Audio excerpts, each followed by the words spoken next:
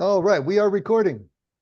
Do believe, I believe I'm falling in love. I believe that this is episode 32 now of just this.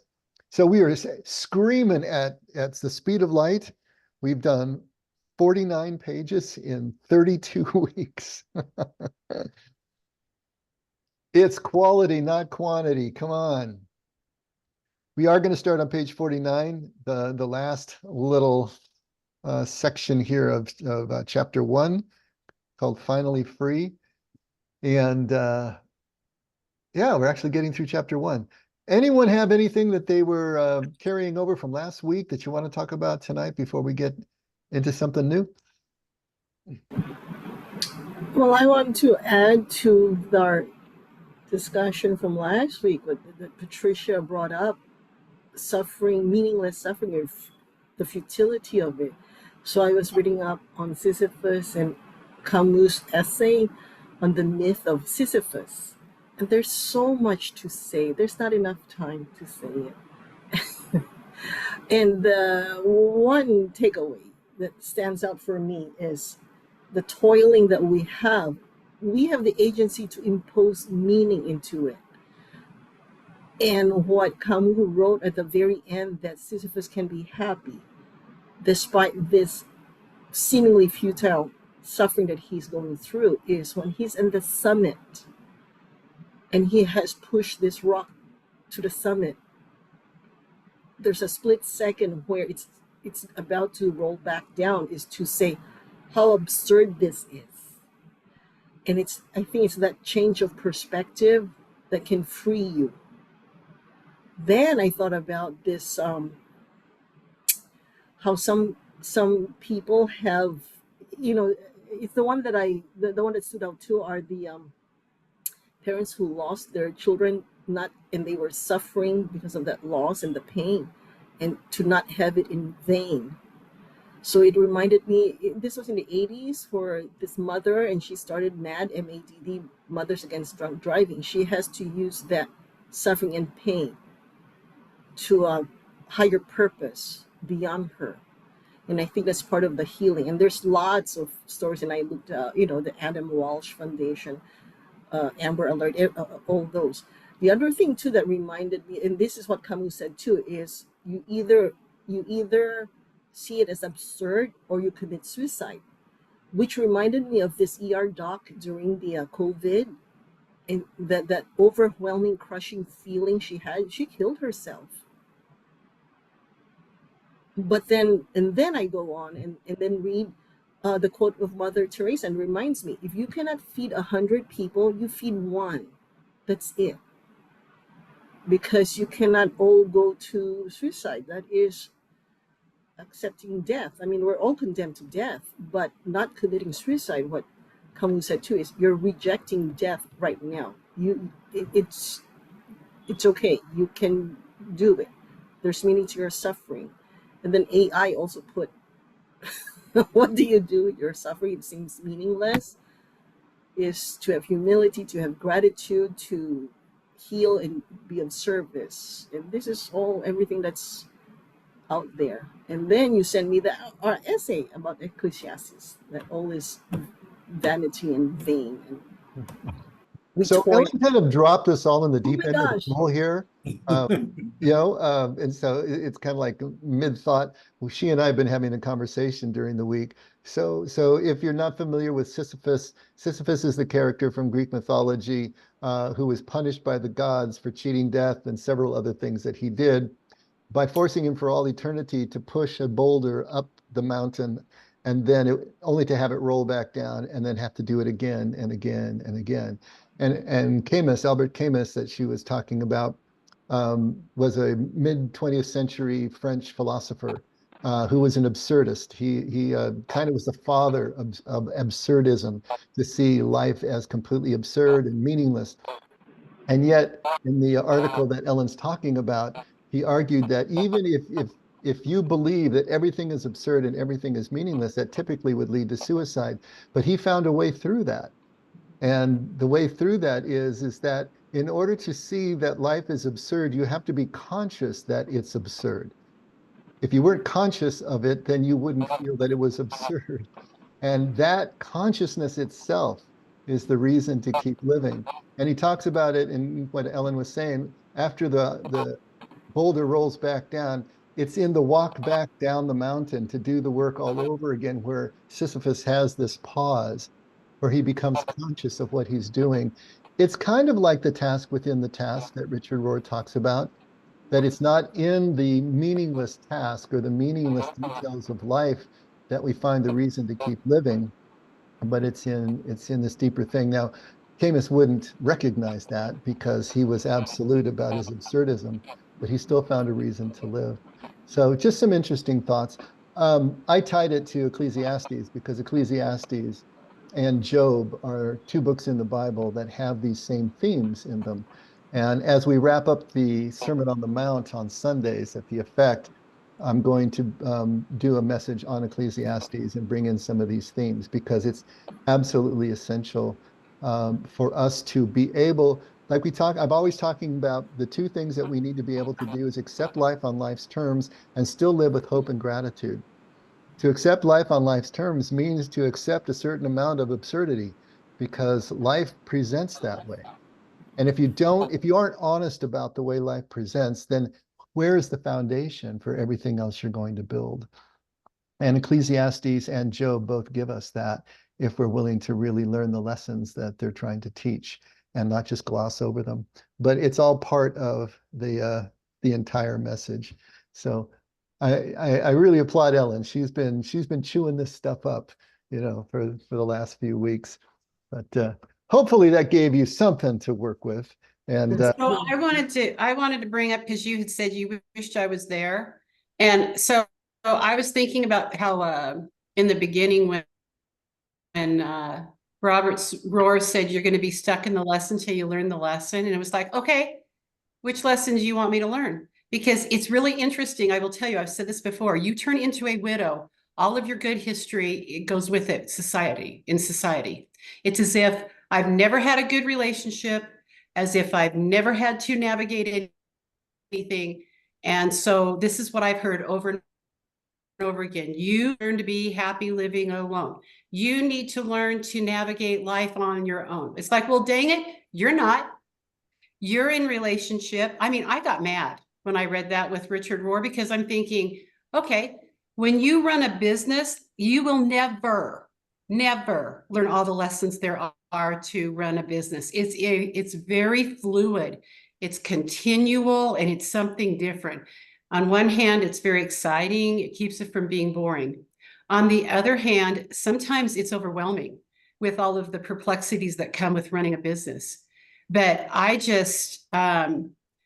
did watch it to the end, the episode, our last episode, and I liked it better at the end. But sometimes I'm sick of lessons. I just want y'all to know, sometimes I don't want to learn another lesson. Thank you very much. I'm sick of learning lessons. I think we've all been there. Just to let you know, Yeah. the lesson that we're talking about is not going to be a what. It's not a rational lesson. It's going to be a how.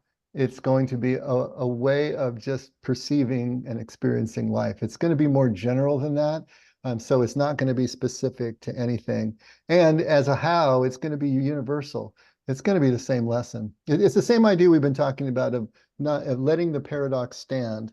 Don't try to resolve it one way or another. The lesson that we learn is in just moving through life on its Sometimes I don't want to do that, Dave. I don't want to do it. That's okay.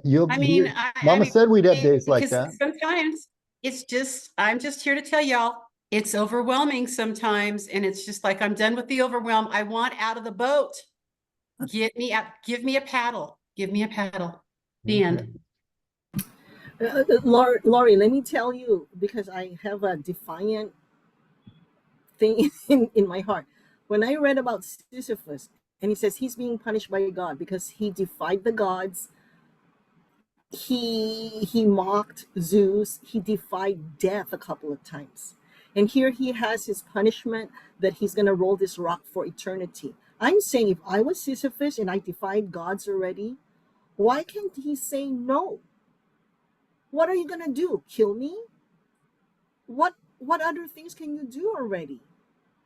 So that's my first reaction to him too. It's that defiance, and I think you also have that defiance, which is okay.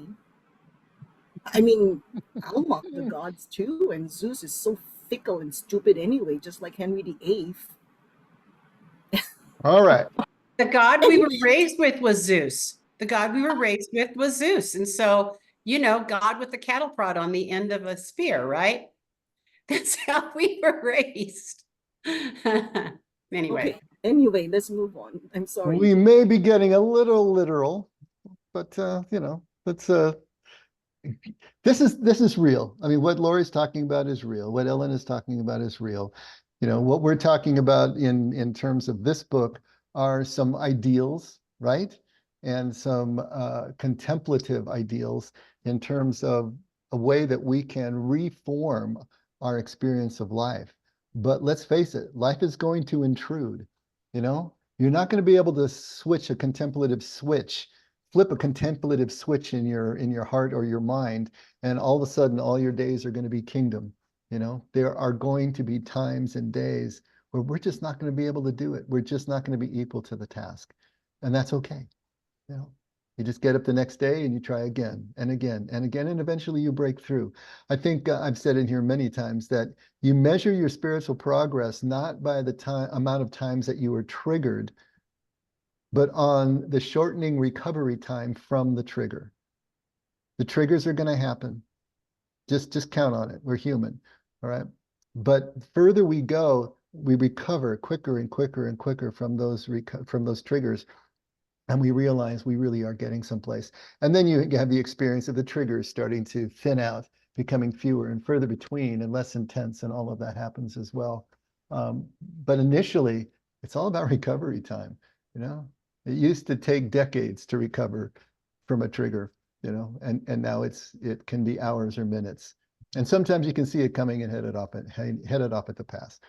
But this is the human condition, and there is no escaping it. And that is actually part of the point that he's going to make in this finally free chapter, is that actual holiness, actual divine perfection is in accepting the imperfection that we have as human beings. And so that's all a part of it too, accepting that this is the way it is, and this is our condition, and this is the way it will be as long as we're drawing breath. So why don't we dive in here on page 49, finally free.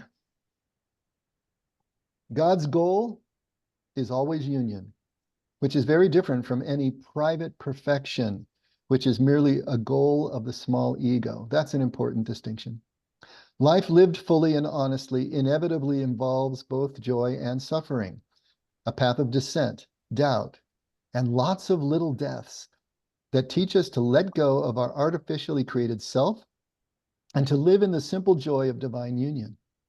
And voila, the true self stands revealed, fully present and accounted for. Our carefully constructed ego container must gradually crack open. He says, see John 12:24, as we realize that we are not separate from God, from others, or from our true selves. We see that we have an eternal soul. Our ego slowly learns to become the servant of the soul instead of its master, and is even willing to die for the sake of its reunion with spirit, just as Jesus did on the cross. But there is indeed a lot of in between. We are never perfectly whole, but the acceptance of that lack of wholeness is precisely what we mean by holiness, or accepting the whole of reality. When we are capable of non-dualistic thinking, contemplation, we can even forgive and accept our imperfections and those of all the world. I now really wonder if that is not the main point. Divine perfection is precisely the ability to include and forgive all imperfection. All right. Any initial thoughts or anything jump out at you?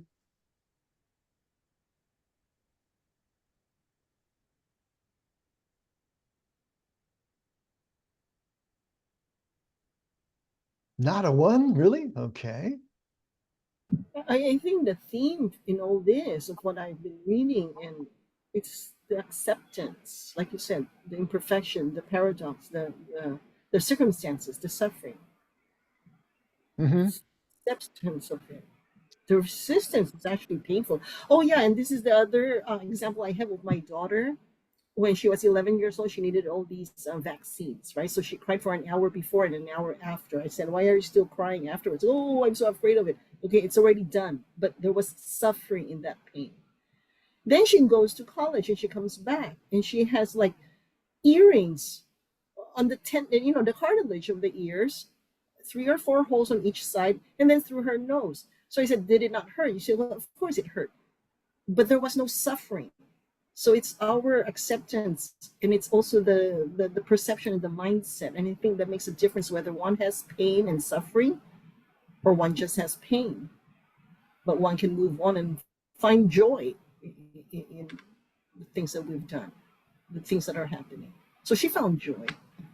So that's a very concrete example. Or you just have to have a greater desire for jewelry than you do fear of the pain. Yeah, something like that.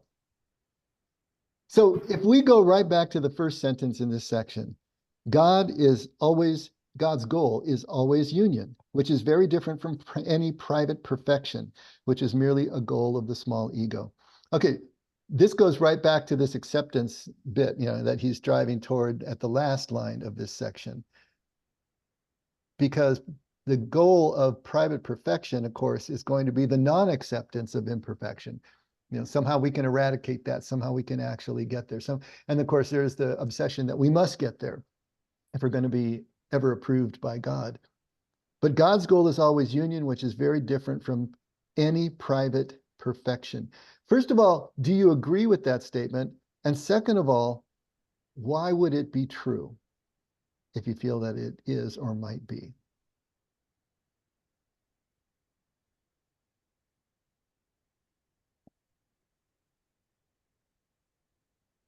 Well, it just occurs to me that any private perfection is going to be a function of ego functioning.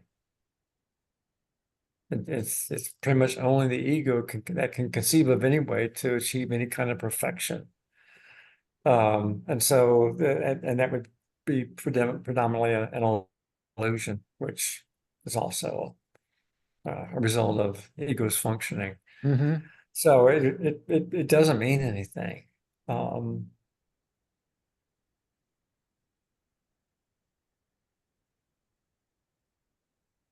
Yeah, I think our private perfection is just our individual preferences, basically, when it comes right down to it. So the operative word there is private, Hmm. right? Jesus says, "Be ye perfect, as your Father in heaven is perfect," right? So we can assume that he really meant that. But what's the difference between Jesus saying, "Be ye perfect as your Father in heaven is perfect"? That's the operative phrase there. And this idea of private perfection that Rohr is bringing up. See, we're operating in two completely different worlds here. The perfection that Jesus is talking about comports with the first phrase here: God's goal is always union. There is perfection in union. There's perfection in the moment. But this notion, I should say, of private perfection takes us out of the moment, takes us out of union. Because now we're back in, as Brady was saying, the illusion of the small self, the illusion of the ego, that somehow we can be perfect in and of ourselves and distinct from everyone and everything else that is imperfect. That's always the goal of the ego. So it's the notion of private perfection, that we can perfect ourselves away from and in distinction with everything else that we judge as less than perfect. So then we separate ourselves. It's the opposite of union by doing that. Absolutely. Huh. It's the whole illusion. It's the whole mindset that we can distinguish ourselves. We can stand head and shoulder above the crowd. We personally can be perfect, and then we can be noticed, and then we can be loved, and then we can be accepted. I mean, it's the whole ball of wax right there. It's a private scorecard. Sure. It's a private scorecard we create. And when we tick all the boxes, then ego puffs itself up and says, I'm loved and I'm appreciated and I'm all this in a pack of gum because we've created the scorecard. It's not God's scorecard, it's our scorecard. Exactly, Ken. When we don't check the boxes, though, then we feel less than. Oh, yeah. Right. That's the second side of the sword. Oh, And- yeah. And But that's the standard by which we judge that is judging us. You see how tightly woven all of Jesus' sayings are, and that they're all pointing at the exact same thing. This is the beauty. As you start to look at the Sermon on the Mount or all the red letters from this point of view, you will see that Jesus really is that Johnny one note. He really is saying the same thing over and over again. And he's weaving this intricate tapestry together of all these sayings that are pointing us in exactly the same direction. But see, that's the thing too, I think, is there is no scorecard. We have in our head a scorecard, and it's our private scorecard, but there is no scorecard. If there is a scorecard, it is simply union. It is simply oneness. It's connection. It's identification.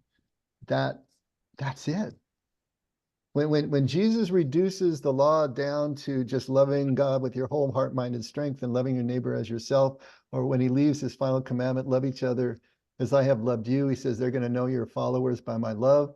He's talking about union. He's talking about connection. He's talking about seeing no distinction between us and the other to the extent that we are all treating each other as we would treat ourselves. That's the scorecard. You get there, you got it all, right? It's the scorecard, but it kind of really isn't because you can't scale it and it's impossible to measure. And so it's love, it's acceptance, it's union. Mm-hmm. It's a whole different way of looking at life. Just a whole different way of looking at life. And it incorporates so much. That's why Ecclesiastes is going to be so important for us when we get to it. Because here is Solomon at the end of his life, the prophet, the teacher at the end of his life, realizing everything he did by his scorecard, everything he built, all the concubines, all the children he fathered, all the riches he accumulated, all the wisdom he acquired, mean absolutely nothing in the final analysis. That is not the scorecard. You know, the only thing that matters is union with the moments of your life. He says, just enjoy your food. Enjoy your day's work under the sun. Enjoy the wife of your youth. Enjoy these things as they're passing before you, because nothing else matters. You know, it's just this connection point. Yeah, you can't quantify that, you know, the way that you can the other things and numbers and superlatives, but it's all that really matters. So God's goal is always union, which is very different from any private perfection, which is merely a goal of the small ego. How much of our religious practice, especially today, is based on some form of self-development? Right? Aren't we trying to develop ourselves to make ourselves the best version of ourselves? Or if it happens to be a prosperity flavor, then it's about, you know, getting the wealth and getting the wholeness and all that. And that's the measure of your blessedness from God. I mean, it's all about self-development, but from an egoic standpoint. You know, it's differentiating ourselves from all else rather than merging. Everything Jesus talks about is losing the self. If you want to find your life, you have to lose it. If you want to sit at the head of the table, you sit at the foot of the table. Everything is inverted because he's trying to get us to understand it's the descent, it's the stripping away of all this that allows us to finally connect, to finally find that perfect humility that allows us to see ourselves on a par with everyone and everything else, and to realize that we're not loved by God because we make ourselves different. We're loved by God because we're all the same. In love, we're all exactly the same. Doesn't matter what time you start working, you all get paid the same at the end of the day. That's outrageous. You know, the younger brother who goes off and squanders the wealth gets the party, and the older brother who stayed and was faithful and loyal and colored inside the lines, you know, he's outraged. It's outrageous. But this is the way God operates. And thank God, right? There wouldn't be any good news if that weren't the case. So, Dave, does this go along with? I think you said it maybe a week ago or so in your sermon about it really doesn't matter what our behavior is in terms of how much we're loved by God, or it was something along those lines, which was kind of had to give it a second take, but I think it's what you're saying makes more sense now, right? Something about behaviors don't matter, or your like good behavior doesn't really count. But then we're saying, really, it doesn't? Well, let me put it the way I put it and see if it helps a little bit. Behavior doesn't matter to God's love. We can't affect God's love. God's love self-existed, is what it is. It can't be turned down or turned off, attenuated in any way. So our behavior does not matter to, does not change the nature of God's love.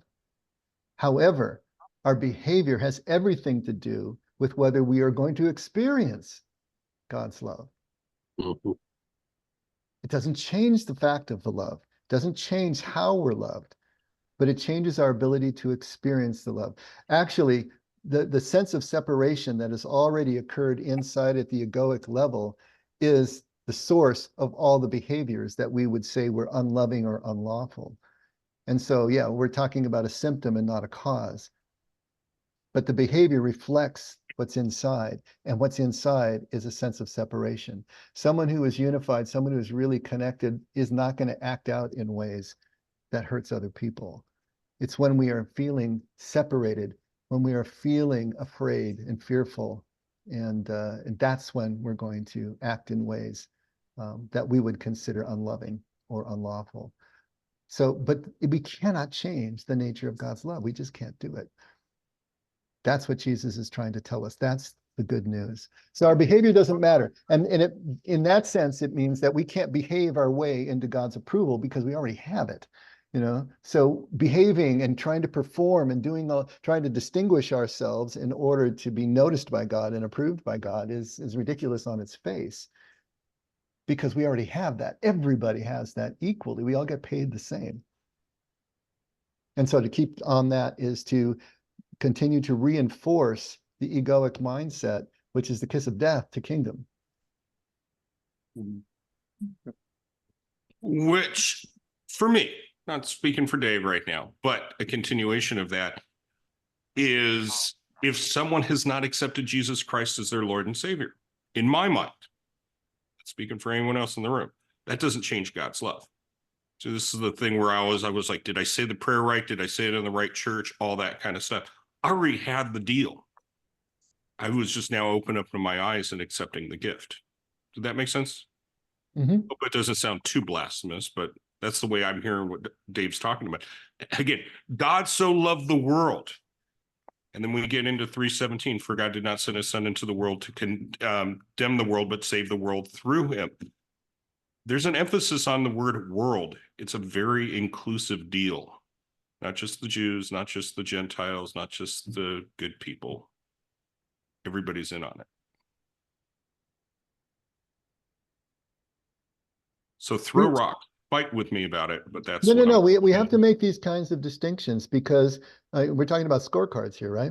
We create scorecards all over the place. We create religious scorecards. Okay, we got to do all of these things. We got to be baptized. We got to be confirmed. We got to, confess Jesus with our mouth. We have to do this. We have to do that. That's the scorecard that allows us acceptance, ultimately to be accepted. Or it's going to be a scorecard for secular matters, a scorecard for this and that. It all has to do with our notion of self-worth, our ability to feel fulfilled in ourselves and meaningful and worthwhile in ourselves. But from God's point of view, we're already and always have been and never can be anything else. And so it's all in our heads. And Jesus breaks that all down, and he breaks it right down to love. One with, oneness, unity. That's it. That's all there really is. And so, yes, someone who doesn't speak the name Jesus but lives a life of oneness is following the Christ.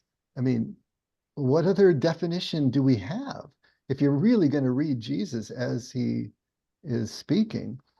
We have to be able to make those distinctions. And chapter 7 of Matthew is all about making distinctions. It's all about discernment, between stones and loaves and fish and snakes and scorpions and eggs and fig trees and the temple, all this false prophets that you know by the fruit. Everything is about, can you start to see what really brings life, what really brings unity and connection, and not just these forms that we can get completely lost in, like the forest for the trees. So he's trying to get us to hone down. Now, for his people, it's very specific, because the Pharisees and the scribes have become the masters at the trees hiding the forest, right? They have thrown all of these details and all of this junk at the people where they don't know what end is up anymore. And he's trying to deconstruct all of that. He's trying to tear all that down so the people have a chance, a fighting chance, to be able just to approach their God directly. And we need to be able to do the same thing. We'd like to think of ourselves as the followers of Jesus, but mostly culturally and every other way, we're the Pharisees. I mean, that's just the way we operate, and everybody does. Every generation is going to end up becoming literalistic and legalistic and performance-based. That's just what we do, because that's the way the world works. But we're trying to swim upstream. We're trying to be salmon, right? Salmon and anchovies. Salmon that swim upstream and the anchovies that have such a strong flavor, you always have a definite opinion about it. You're not going to be milquetoast toward an anchovy. You love it, you hate it, and there's not a lot in between. That's the way it works. Salmon and anchovies. All right. Second paragraph. See, this is why we've only done 49 pages in 32 weeks. Life lived fully and honestly inevitably involves both joy and suffering, a path of descent, doubt, and lots of little deaths that teach us to let go of our artificially created self and to live in the simple joy of divine union. And voila, the true self stands revealed, fully present and accounted for. That voila makes it sound like, gosh, it's so easy. This is the hardest thing you will ever do. To step outside that egoic self. Oh my gosh. The ego does not go quietly into the night. I'm telling you right now, the ego is a street fight. The ego is urban warfare. It's house by house and block by block, and he will fight to the last minute. And just when you think it's down, then zombie-like, it's back again. It's just the way it is. And that's another thing that we're going to need to accept. So he makes it sound like a little easy, but it's this life lived fully and honestly, joy and suffering, descent, doubt, and this idea of lots of little deaths. I mean, contemplation itself, sometimes called the little death, perfect, because each time that we successfully step outside the ego and experience that expansiveness that happens when you're no longer constricted. I mean, think Brady and Patricia's and Lori's near-death experiences or death experiences. Those moments are little deaths. That's ultimately what it's going to be like when we really do die and we're freed from the ego. There's an expansiveness. There's a return to connection that becomes possible for us in a completely different way. So contemplation is really the preparation for that. It's continuing to step outside that, which is what Jesus means by losing your life so that you can find it. So all of this that you do in contemplation is actually preparation for all of this. Our carefully constructed ego container must gradually crack open, John 12:24, as we realize that we are not separate from God, from others, or from our true selves. So John 12:24, what does that say?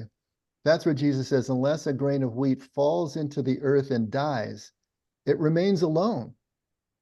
But if it does die, then it bears much fruit. This is another perfect image for what we're talking about here. As long as the ego remains intact as itself, can think of itself as itself, it remains alone. This is really why God said to Adam and Eve, the moment that you eat from that tree, you will surely die. It's not because I'm punishing you, and it's not because you're not supposed to eat from the tree. If you don't eat from the tree, you don't become a self-aware being, right? But on that day, you will surely die to this union that we have right now. because now you can conceive of yourself in that little bucket. You can conceive of yourself as separate and alone and in competition with.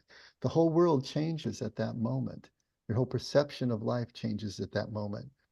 But what Jesus is saying is that, yes, spiritually, you can let that seed, that ego, fall into the earth and die, and then you're not alone anymore.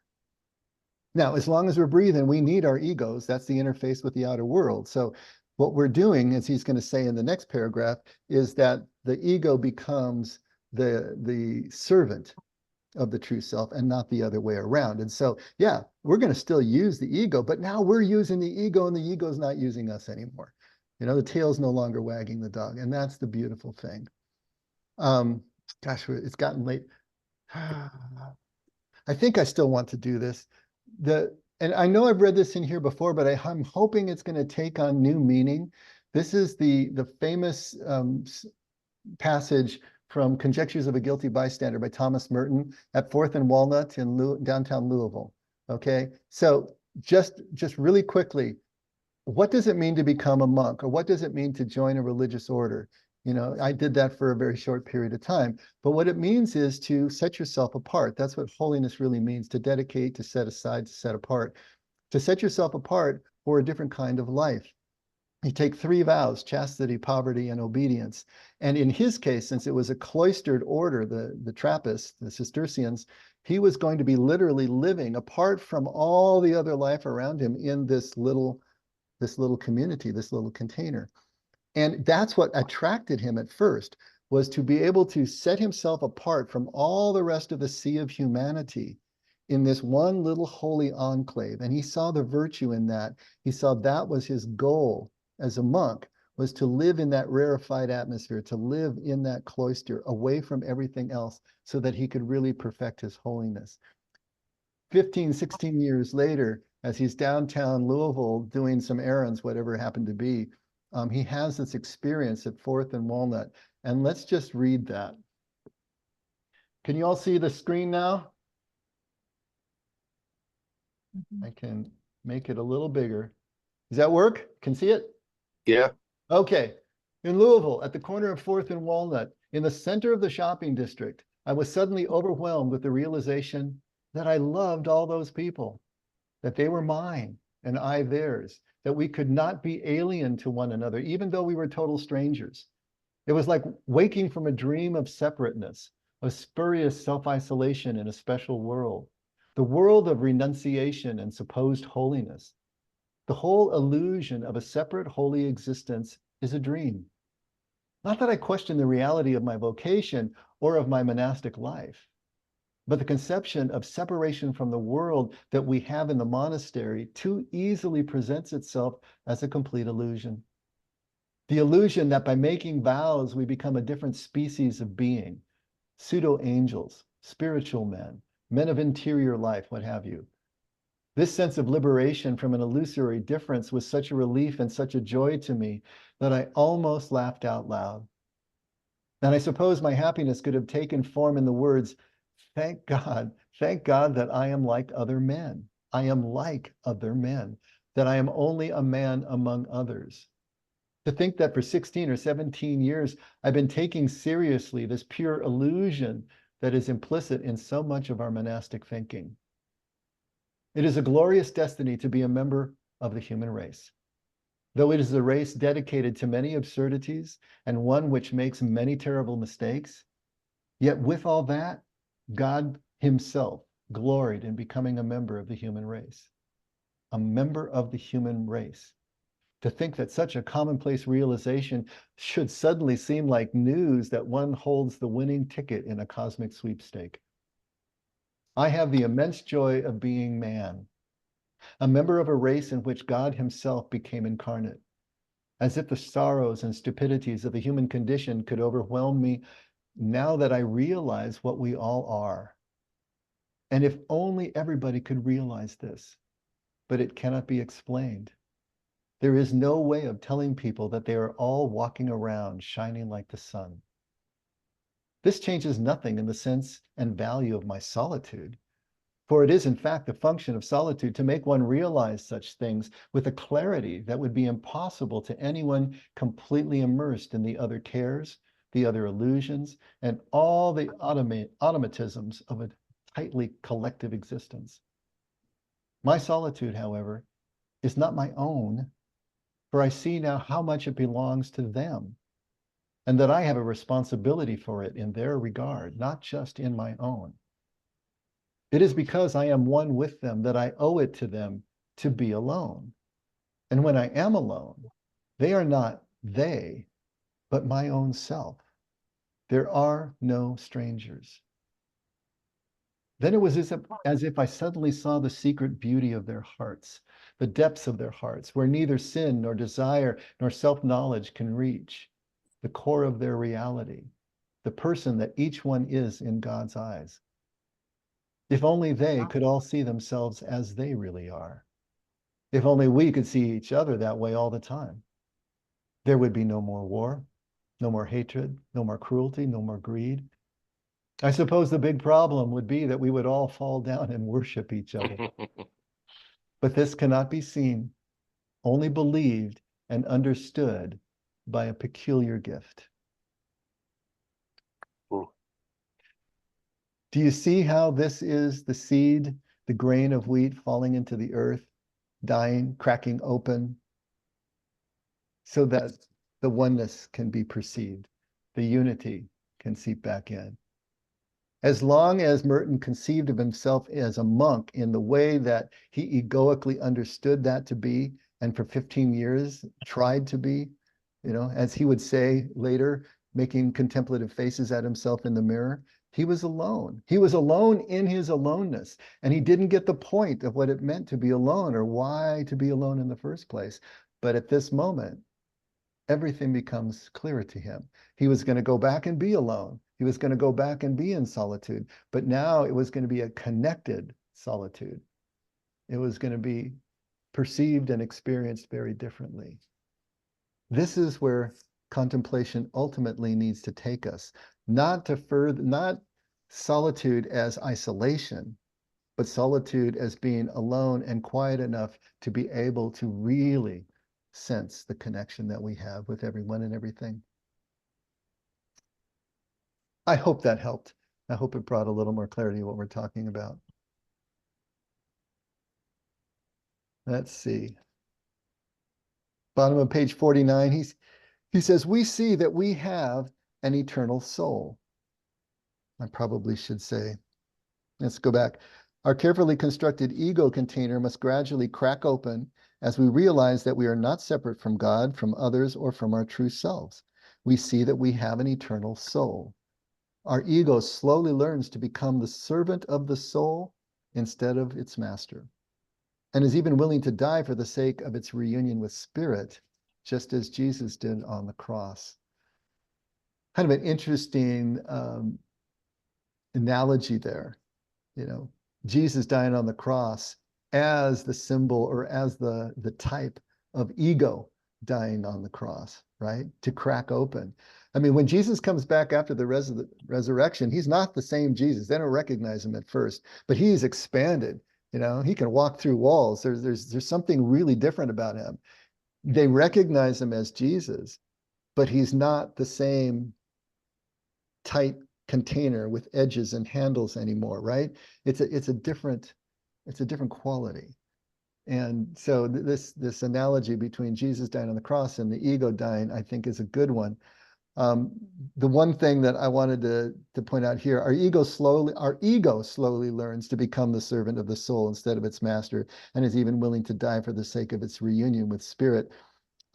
I'd say actually we, meaning our true selves, need to teach the ego to become the servant of the soul, rather than the ego learning itself, because at least in my experience, the ego's always fighting me.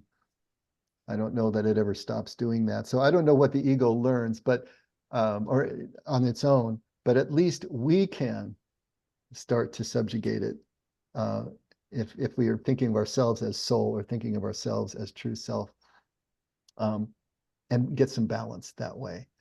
But whichever way it goes, whether the ego slowly learns this or we have to beat it into submission one way or another, at the point that it falls into the ground, cracks open, then we can experience these moments of unity.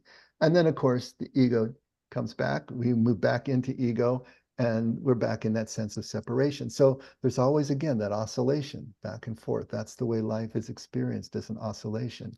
But as long as we are oscillating, the problem is most of us just pin the needle over to the ego side, and we never really move from that. And we experience all our lives from that sense of isolation and that narrowness. To oscillate back and forth is to give ourselves balance. That way we can move into ego when we need to and use it for the connections that we need to just interface with and do logistical tasks and whatnot.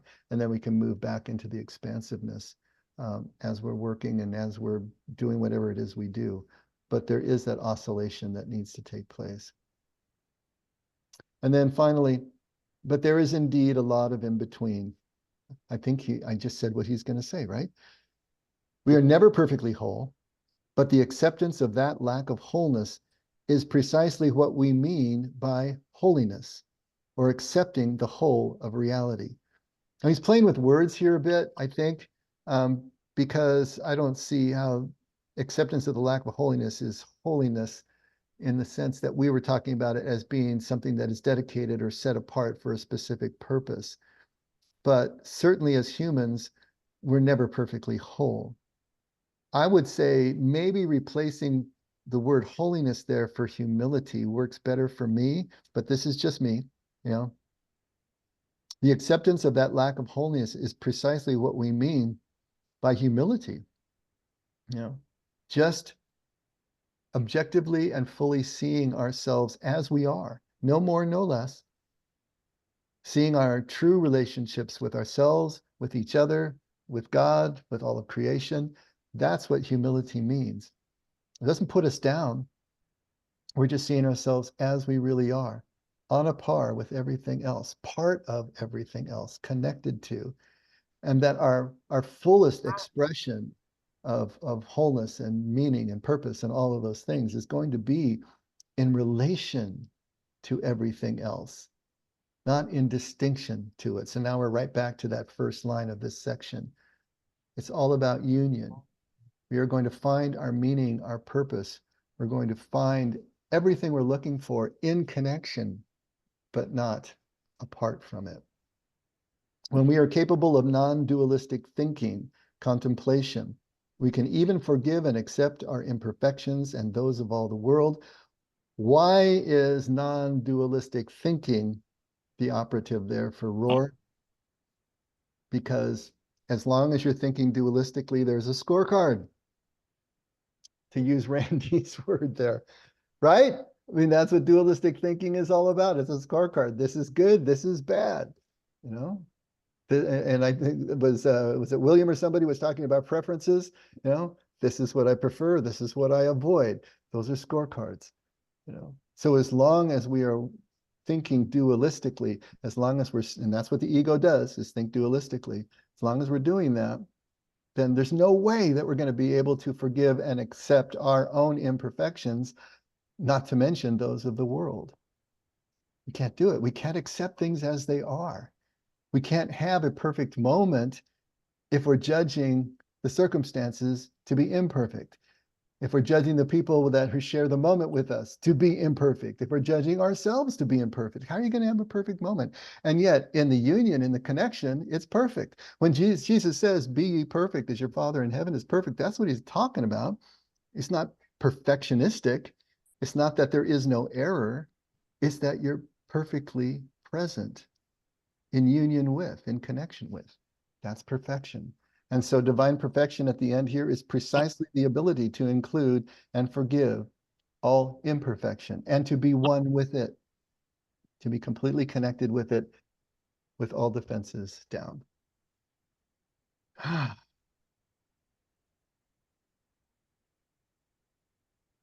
Sorry, Ellen, we had to race through those last couple paragraphs because we took so much time at the front. Hopefully we made the point though. Oh, it's all good. I love it. If not, you can bring it up next week and we'll start with that. Well, I and can- in closing, I really love, Dave, when you pointed out the recovery time is much quicker. I can still cringe when I catch myself doing things that I prefer not to. My humanness, character defects, I'm still not a fan of character. My insecurities, that's a better word for me. When, again, my insecurities pop up, that I have to prove something to myself or to others, or I might lose something that's important or never have something that's important. I mean, the basic human design. That stuff comes up. It's like, oh, dang. And if amends are appropriate, amends are made and such, but I don't beat up myself like I used to. And that's pretty darn good, because I did a lot of beating up already. Mm. I was like a black belt at that. That's great, Randy. So again, if that's what I'm kind of catching at, this whole, I could be okay with being dualistic, is my non-dualistic. Does that make, again, it's like, yeah, I'm okay, I'm a knucklehead. All right, yeah. Guess what? All of us get to be knuckleheads, that's just kind of the thing, sometimes I'm a knuckle dragger, get the mentality of a chimp, but would certainly have the monkey mind. But that's okay, because that's what all of us, again, how we're all united. All of us have our shortcomings, our humanness to us. And you're a knucklehead who's going to get paid exactly the same as everybody And else. that's the darn good. Yeah. And loved as well as anyone else. And that is, again, and that's the thing. We cut you off, Judy. What were you going to say? I was just captured by what you said, that we need to teach the ego. And I started thinking about, what does that really mean in practice? And I guess I started reflecting on this month. We've been talking about step 7, which is about humbly asking God to remove our shortcomings. And it's all about humility and acceptance of both our gifts and our shortcomings. And I think I started thinking about, okay, so what does that mean to me? What do I practice or try to put into practice, when I'm on a good day? I think for me, it is about becoming much more aware of what I'm thinking, and also where my feelings are getting disrupted, and whether it's irritation or sadness or a hurt, or your classic word, offended, by something that I have a different preference on, kind of quoting William there, that I would like to see happen. And just being able to look at it, and for me, I've been practicing making friends with it. I'm just saying, well, okay, there's that resistance again. Hello, resistance. And how can I let that go? And being able to see and go after an attitude change, and being able to see the goodness in going with a different preference of someone else's. And that's been helping me a lot. And it oftentimes helps me to start to see the joy in the moments that come. Case in point is just visiting for the first time, really, in a long time, visiting with my Kauai kids and grandkids, in a large group of people, of all of their relatives. And I so wanted to have more time with my grandkids by myself, but she was in the zone, playing with the babies and all of that. And but I had to step back. I had a little out from that, not having her, just kind of come to me or pay a little bit more attention to me. But I knew that she was in her joy place, and really shifting to seeing the wonder in that. and the delight in that I could still, take that in and just let my other self just kind of fade into the background. Now, was that happening at the moment? Or was Yeah, it something that you it did? started to. Yeah, See, that's it. Yeah. That's the Yeah. recovery time. See how short the recovery time? Your recovery Yeah. time was so short that you still got to enjoy the moment. Exactly. That's I what wasn't was stewing in resentment. Exactly. And it wasn't a week later that you said, oh, I could have had a Darn, good, right? I missed that. And see, Yeah. that's, I think, Judy, you put your finger right on it. How do we teach the ego? If we do teach the ego, I mean, I don't know, we can mince words here, but it's really just about awareness and presence. The more we Yeah. develop that, the more we're going to be aware of what is happening in moments exactly as you have expressed for us. You feel that trigger, you feel that hurt. If that is real to you, if that is what reality really is, then you're going to act as if that's true, and you're going to be completely justified in your bubble for doing Yeah. it. But if you can just step outside, and if you've trained yourself to be able to do that quicker and quicker, you can do it before, first of all, you do any harm, and second of all, you give your time to enjoy what's right in front of you, and then it's a perfect moment. It is, And and it if it's- was. Yeah. Yeah. It's so good. And I agree with you, just being able to practice contemplation more consistently in just the variety of ways that I choose to do it, it so makes a difference. It really does. It's changed me. I know that much. And it is continuing to change me. Very cool. All right. We're going to have to leave it there, but we'll pick it up next week wherever you guys want to. So if there's something we didn't touch on, something that's still sticking in your craw, just write it down in the margin and we'll hit it at the beginning next week. But I can see in William's eyes that he needs to go to bed now. So, all right. Scotty. Lord, thank you for this time together and for all the stuff that we learned from each other and from you and other sources. We're grateful that we are granted the gift of wisdom and discernment and knowledge, and that we can enter into this moment and be present to this moment and appreciate this moment. Lord, we pray, we thank you, and we love you, Lord. It's in your holy name that we give our thanks and ceremonies. Amen. Amen. Mhm. Thanks, everyone. Another Thank great you, session. guys. See you Sunday. Good night, Oh, guys. wait, see you Bye. Friday. If you're here in town, don't forget movie night. Yeah. 6 o'clock. We'll see you then. All What's the right. movie, Bye, Dave? everybody. Good night, everybody. What's the Night, night. movie? Good night. Good night. Good night, William. What's the movie we were watching on Friday? Contact. Remember the Ooh. movie Contact?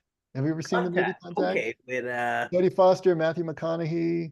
And it's got all the themes, about religion and science and belief and real big overarching themes that are going to be perfect for us. So, yeah, it'd be sorry, I'm fun. gonna It'd be fun. miss Wish you could be here, man.